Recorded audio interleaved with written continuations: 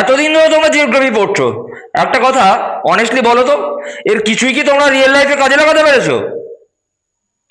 Map মুখস্থ, definition মুখস্থ, এমনকি কোয়েশ্চেন আনসার অবধি মুখস্থ, তারপর এক্সামের পর সব ব্ল্যাঙ্ক। এটাই প্রবলেম। আর এখানেই ম্যাগনেট জিওগ্রাফি সবার চেয়ে আলাদা। আমি শুধু তোমাদের পড়াবো না, বরং বাস্তব জীবনে কিভাবে ভূগোলকে ব্যবহার করতে হয় সেটাও শেখাবো হাতে ধরে।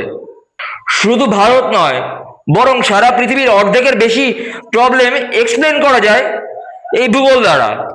বিশ্বাস হয়?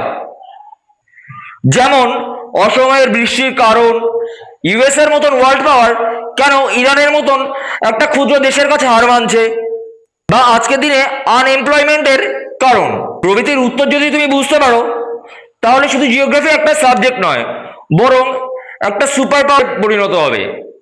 যদি তুমি চাও এক্সামে ফুল মার্কস পেতে, সহজ ভাষায় কনসেপ্ট ক্লিয়ার করতে এবং বাস্তব জীবনে ভূগোলের ব্যবহার শিখতে, তাহলে এখনই ফলো করো আমাদের এই ম্যাগনেট জিওগ্রাফি। কারণ এখানে শুধু আমরা পড়ি না, বরং ভূগোলকে ইমাজিন করতে শিখি।